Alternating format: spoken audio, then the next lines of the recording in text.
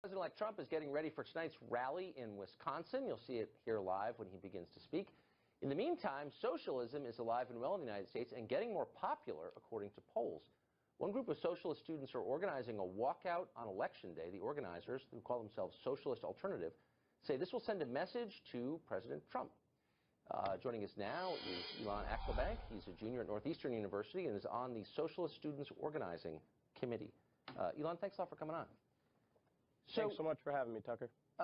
So the question, if you're a socialist, and by the way, I take your views seriously. I don't agree with them, but I don't think a lot of people agree with you. If you are a socialist and you care about working people, but you also hate Trump, how do you square the fact that the majority of private sector union members, the very people you exist to help and stand up for, voted for Trump? Yeah, that's a great question. I mean, the reality is a lot of people had to vote for Trump for him to get elected, and I don't question that. And, you know, he's now the president of the United States of America, and we have to deal with that. But from our perspective in Socialist Students, we're calling for a national day of student walkouts on January 20th, on Inauguration Day, in order to send the strongest possible message, starting on day one, that we reject his agenda of, attacks on women and not letting women, have the right to choose what to do with their body. His agenda of deporting millions of hard, working class immigrants, working people like you're talking about. His agenda of forcing Muslims, millions of peaceful, genuine Muslims to register in this registry so that the government can monitor him. And we reject his corporate agenda, which will actually hurt a lot of working class people, and really the whole 99% as a whole. So what we're doing is calling for students to walk out of classes and join protests in their cities on January 20th to send that message and build, step one in the process of building a movement to resist Trump. But I'm confused about the message. So if you're a socialist, you're primarily interested in changing our economic policy, and I read your website, and you say that your young people who see the crisis of student debt, our declining living standards are entirely based on capitalism. It's a system that exploits the many for the benefit of a few. I get it. But again, back to my first question, a lot of people voted for Trump, but they were largely, overwhelmingly working class people, the very people you say you're here to represent and help. Have you thought at all about why that is?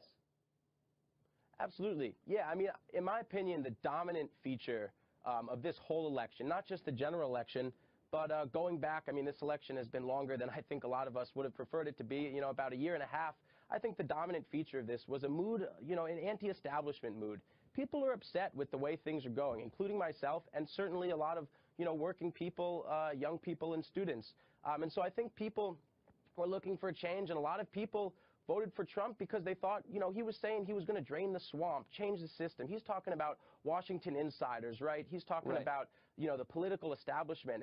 And these are a lot of things that I agree with. I do think there's Washington insiders. But from my point of view, what we need is anti-corporate candidates, anti-racist candidates, anti-sexist candidates. They put forward not a message of division, but a message of unity based on the 99% opposing our common enemy, which, we in social students see as the 1%. But wait a second. Who did the 1% support in this election? Who did every CEO, the entire tech community, all of finance, all of them were against Trump? And by the way, who's in favor of the mass immigration that you claim to support? It's businesses, because they want cheaper labor. They don't want immigrants to come in to make America more diverse. They want them to come in and work for cheap wages. Do you see the connection at all, and why you're abetting that? Certainly a lot of corporate CEOs and whatnot endorsed Hillary, and this is because Hillary was a Wall Street friendly candidate. But that's actually not true what you're saying. I mean, if you look at Trump's appointments on the past 2 days, he just appointed the CEO of ExxonMobil, one of the most major gas companies in the country, and actually the world too. Yep, that he just appointed him as Secretary of State. The CEO of Goldman Sachs is now on his cabinet. So what you're saying isn't totally true. No, but here's what is true. No, not really. He has appointed a bunch of corporate people, for sure. But on the question of immigration, mass low-skilled, low-wage immigration, business is for that. You're for it, too. Why do you think they're for it? Because they want to see a more complicated tapestry? No. Because their labor costs decline when they import low-skilled people who will work for less, whom they can exploit. Right, and that's why one of the key things that Socialist Students calls for is a $15 an hour minimum wage for all workers, because anybody who works, anybody who contributes to society deserves to have a living wage. So I don't accept this argument that if workers come from another country, that should allow corporations to drive down wages. The reality is that every single person who works, whether you're a student or a working person with a family, that you should have a living wage. Okay, that's fine, and no one disagrees with that, but there is massive unemployment in the middle of the country, massive, and a higher rate for men than during the Great Depression. If you bring in more workers, will there be more or less employment? There will be less employment, more people competing for fewer jobs. This is basic economics. How can you as a socialist be for that? What we need is jobs programs, and the reality is that appointing a CEO. The reality is that appointing a CEO of Goldman Sachs as our finance advisor, somebody who rejects the concept of the minimum wage. Look, I'm taking you seriously, and you're just repeating dumb liberal talking points. Be a socialist. Be a radical. Open your mind. I'm serious. You're not a socialist. You're a lifestyle liberal that's upset about the same boring rich people topics. Look at the economics of it.